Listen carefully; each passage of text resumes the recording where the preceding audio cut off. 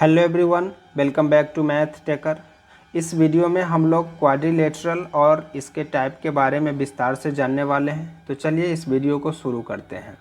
सबसे पहले हम क्वाड्रिलेटरल यानी चतुर्भुज का डिफिनीशन जान लेते हैं। What is quadrilateral? चतुर्भुज क्या है? तो डिफिनीशन है the plane figure which is surrounded by 4 line segments. वैसा समतल आकृति जो 4 रेखा खंडों से घिरा हो, इज कॉल्ड क्वाड्रिलेटरल, उसे हम चतुर्भुज कहते हैं। ठीक है, एक बार और रिपीट करते हैं। द प्लेन फिगर वैसा समतल आकृति, व्हिच इज सराउंडेड मीन्स जो घिरा हो, बंद हो, बाई 4 लाइन सेगमेंट्स मीन्स 4 रेखा खंडों से, इज कॉल्ड क्वाड्रिलेटरल, उसे चतुर्भुज कहते हैं। ठीक है, यहाँ पे आप फिगर में आप देख सकते हैं ABCD एक चतुर्भुज है, क्वाड्रिलेटरल है। यहाँ पे 4 रेखा खंडों से यानी 4 लाइन सेगमेंट से ये क्लोज्ड है या बाउंडेड है या सराउंडेड है। ABBCCD और ADH 4 लाइन सेगमेंट्स है। नंबर ऑफ साइड्स हो गए 4, नंबर ऑफ एंगल्स हुआ 4 और नंबर ऑफ वर्टिसेज हो गया 4। ठीक है, वर्टिसेज मतलब वो ऊपर नोकीला वाला जो पार्ट होता है उसको वर्टिसेज बोलते हैं। ABCD ऊपर जो है इसको वर्टेक्स, और हिंदी में इसको शीर्ष कहते हैं। वर्टेक्स का प्लुरल होता है वर्टिसेज। ठीक है, तो क्वाड्रिलेटरल में साइड्स हो गए 4, एंगल्स हो गए 4 और ये वर्टेक्स हो गया 4। ठीक है, तो इस तरह से इसका डिफिनीशन हो गया क्वाड्रिलेटरल का, चतुर्भुज का। याद रहेगा, वैसा समतल आकृति जो 4 रेखा खंडों से घिरा हो, बंद हो, उसे हम चतुर्भुज कहते हैं। The plane figure which is surrounded by 4 line segments is called quadrilateral. अब आते हैं टाइप्स ऑफ क्वाड्रिलेटरल में।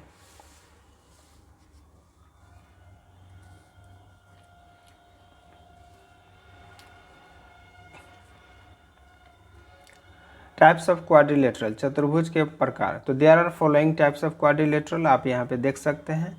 रेक्टेंगल पहला टाइप है, रेक्टेंगल जिसे हिंदी में आयत कहते हैं। दूसरा है स्क्वायर मीन्स वर्ग। तीसरा है पैरेललोग्राम समानांतर चतुर्भुज। चौथा है रोम्बस समचतुर्भुज। पांचवा है ट्रेपेजियम समलंब चतुर्भुज। छठा है काइट मीन्स पतंग। एक बार और रिपीट करते हैं। रेक्टेंगल, आयत, स्क्वायर, वर्ग, पैरेललोग्राम, समांतर चतुर्भुज को समानांतर चतुर्भुज भी कहते हैं। चौथा है रोम्बस समचतुर्भुज। पांचवा है ट्रेपेजियम समलंब चतुर्भुज। छठा है काइट पतंग। अब एक एक करके सबका डिफिनीशन फिगर के साथ समझते हैं।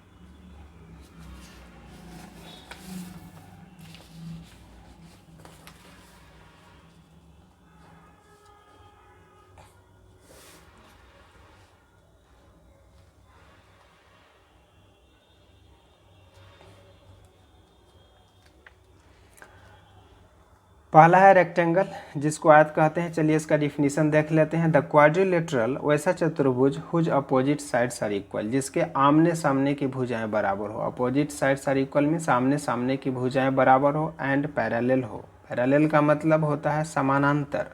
समानांतर मीन्स वैसी दो भुजाएं जो दोनों दिशाओं में अपोजिट डायरेक्शन में, उसको कहीं भी हम बढ़ाते हुए अनंत तक जाएंगे तो उसके बीच की दूरी हमेशा हर जगह समान ही रहेगा और वे कहीं आगे चलकर मिलेंगे नहीं, एक दूसरे को इंटरसेक्ट नहीं करेंगे। तो ऐसे लाइन को हम पैरेलल लाइन कहते हैं। ठीक है, and each angle is a right angle, और प्रत्येक एंगल राइट एंगल हो उसे हम, राइट एंगल मीन्स होता है 90 डिग्री, उसे हम रेक्टेंगल कहते हैं। तो रेक्टेंगल का क्या हो गया? The quadrilateral whose opposite sides are equal and parallel and each angle is a right angle is called rectangle. ठीक है, यहाँ पे आप फिगर से समझ सकते हैं। ये एक रेक्टेंगल का ये फिगर दिया हुआ है। रेक्टेंगल मीन्स होता है आयत। अब इस फिगर को आप ध्यान से देखिए, AB, अब इसके अपोजिट साइड्स हो गया CD। ठीक है, ये अपोजिट साइड्स हो गया मीन्स आमने सामने की भुजा हो गया। तो ये आमने सामने की भुजा, इसको कहीं भी बढ़ाते हुए चल जाएंगे हम तो ये कहीं एक दूसरे से मिलेगा नहीं। इसी मतलब कांस्टेंट डिस्टेंस पे जैसे है उसको हम बढ़ाते चल जाएंगे, इधर भी बढ़ाते जाएंगे तो कहीं एक दूसरे को नहीं इंटरसेक्ट करेगा, मतलब प्रतिच्छेद नहीं करेगा, कट नहीं करेगा। तो इसको हम बोलेंगे पैरेलल। ठीक है, तो AB और CD ये पैरेलल हो गया और साथ ही अपोजिट साइड्स इक्वल भी होता है। फिर दूसरा अपोजिट साइड हो गया BD एंड AC, ये दोनों आमने सामने, इसको भी हम आगे बढ़ाते चल जाएंगे कहीं भी तो ये एक दूसरे को इंटरसेक्ट नहीं करेगा, तो ये पैरेलल हो गया और ये इक्वल भी है। ठीक है, तो opposite sides equal and parallel होता है और ईच एंगल राइट एंगल, यहाँ पे 90 डिग्री बनाएगा। तो इस तरह का जो भी फिगर होगा ये रेक्टेंगल का हो गया। ठीक है, तो AB is equal to CD और AB CD के पैरेलल भी होगा। उसी तरह से AC यानी कि ये वाला AC और ये BD, ये दोनों इक्वल हो जाएगा और पैरेलल भी होगा। ठीक है, और कोई भी क्वाड्रिलेटरल हो उसके चारों एंगल का सम कितना होता है 360 डिग्री। इसको भी याद रखना है कि किसी भी टाइप का क्वाड्रिलेटरल हो जो 4 रेखाखंडों से घिरा हो उसके चारों एंगल का सम कितना हो जाएगा 360 डिग्री।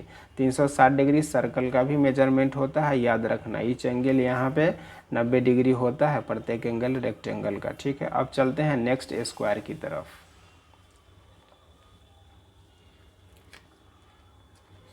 स्क्वायर को हिंदी में वर्ग कहते हैं।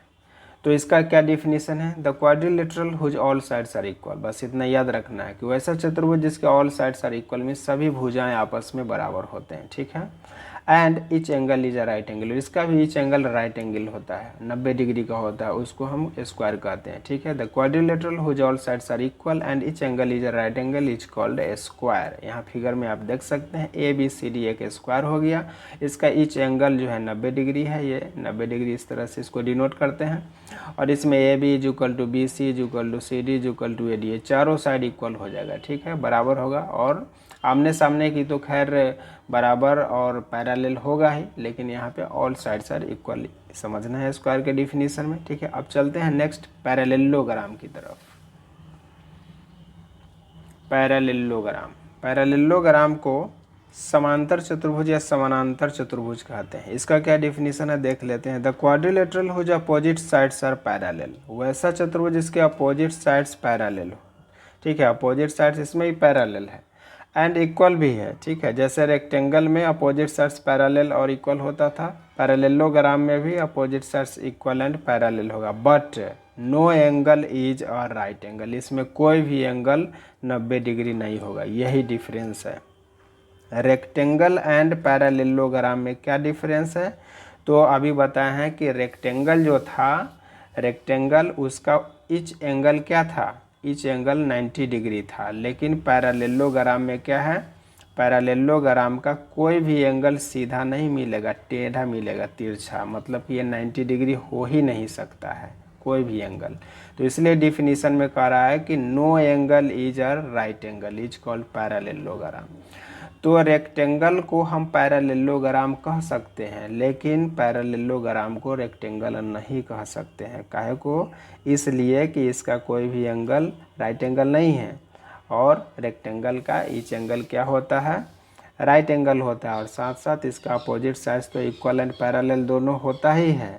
और ये साइड के हिसाब से दोनों में कंपैरिजन करेंगे तो सेम हो जाता है, लेकिन एंगल जब कंपैरिजन करेंगे तो दोनों में डिफरेंस आ जाएगा। ठीक है, तो रेक्टेंगल और पैरेललोग्राम में डिफरेंस क्या हो जाएगा, डिफरेंस एंगल का हो जाएगा। ठीक है, तो ये क्लियर। अब चलिए अब नेक्स्ट आते हैं रोम्बस में।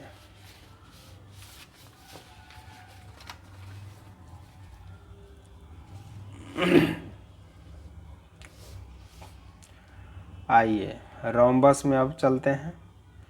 रोम्बस जो है, ठीक है, सेटिंग, चलिए रोम्बस को समचतुर्भुज कहते हैं। रोम्बस समचतुर्भुज, अब इसका क्या डिफिनीशन कहता है, द क्वाड्रिलेटरल वैसा चतुर्भुज whose all sides are equal, जिसके सभी भुजाएं बराबर। अब देखिए स्क्वायर का भी ऑल साइड्स इक्वल था, तो इसका भी all sides equal, and opposite sides are parallel, और इसके आमने सामने की भुजाएं पैरेलल होगा। ऑल साइड्स इक्वल होने के साथ साथ यहाँ पे देखिए ऑल साइड्स क्या है, AB BC CD AD, all sides equal है। यहाँ पे ये जो लगा दिए हैं इसका मतलब हुआ कि ये बराबर है, इसके बराबर ये साइड, इसके बराबर ये साइड, मतलब ऑल साइड्स इक्वल हो गए। ठीक है, ऑल साइड्स इक्वल यहाँ पे quadrilateral whose all sides are equal and opposite sides are parallel. Opposite sides are parallel मतलब आमने सामने वाला पैरेलल होगा, मतलब समानांतर होगा। इसको कहीं भी बढ़ाते हुए चल जाएंगे तो कहीं मिलेगा नहीं, एक दूसरे को इंटरसेक्ट नहीं करेगा, प्रतिच्छेद नहीं करेगा, काटेगा नहीं, तो इसका मतलब हो गया पैरेलल। और दोनों के बीच में परपेंडिकुलर डिस्टेंस जो होगा, लंबी की दूरी हर जगह बराबर होगा। जैसे ट्रेन के पटरी देखते हैं ना, ट्रेन के पटरी में होता है उसके बीच के दूरी हमेशा बराबर रहेगा, ना तो ट्रेन वह चलवे नहीं करेगा। तो इसलिए पैरेलल का मतलब कंसेप्ट ही वही होता है कि दो लाइन दोनों दिशाओं में अनंत तक जाएगा, उसके बीच की दूरी हर जगह एकदम समान रहेगा। उसी को बोलते हैं कांस्टेंट डिस्टेंस, यानी कि परपेंडिकुलर डिस्टेंस इक्वल होता है। ठीक है, तो यही रोम्बस हो गया। रोम्बस मतलब the quadrilateral whose all sides are equal, all sides equal हो जाएगा, and opposite sides are parallel, opposite sides parallel हो जाएगा, but no angle is a right angle. जैसे पैरेललोग्राम में कोई भी एंगल 90 डिग्री नहीं होता था, देख रहे हैं यहाँ सब टेढ़ा है, 90 डिग्री होता है तो एकदम सीधा होता है, सीधा एकदम, जैसे दीवार देखते हैं समतल एकदम सीधा खड़ा होता है पिलर, तो वो 90 डिग्री पर हो गया। ये सब टेढ़ा मेढ़ा तिरछा हो गया तो 90 डिग्री होवे नहीं किया, तो ये 90 डिग्री नहीं होगा, तो ये रोम्बस हो गया। याद रखना है कि चारों साइड इक्वल होगा लेकिन कोई भी एंगल इक्वल नहीं होगा, ठीक है। अब चलिए नेक्स्ट है ट्रेपेजियम। अब ट्रेपेजियम को समझते हैं। ट्रेपेजियम मतलब समलंब चतुर्भुज होता है। ये कैसा है? तो the quadrilateral whose one pair of opposite sides are parallel. अब देखिए कहता है कि एक जोड़ा इसके आमने सामने का जो भुजा का एक पेयर जो होगा, वन पेयर, वो पैरेलल होगा, मतलब समानांतर होगा, वो कहियो एक दूसरे को मिलवे नहीं करेगा, बट नॉट इक्वल, लेकिन वो बराबर नहीं होगा। आमने सामने का जो भुजा का एक पेयर जो होगा पैरेलल तो होगा बट नॉट इक्वल, बराबर नहीं होगा, तो इज कॉल्ड ट्रेपेजियम, उसको हम ट्रेपेजियम कहेंगे। जैसे देखिए यहाँ फिगर में AD और BC ये दोनों अपोजिट साइड्स का एक पेयर बना दिया, ठीक है। तो ये दोनों पैरेलल है, इसको कहीं भी बढ़ाते जाइए तो नहीं मिलेगा, लेकिन AD और BC इक्वल है, नहीं है, नॉट इक्वल। तो एक पेयर जो बनेगा, one pair of opposite sides, वो पैरेलल होगा बट नॉट इक्वल, इक्वल नहीं है, तो यहाँ लिख दिए AD पैरेलल हो जाएगा BC, but AD not is equal to BC, ठीक है। तो ऐसा जो फिगर रहेगा इसको कहते हैं ट्रेपेजियम, यानी समलंब चतुर्भुज।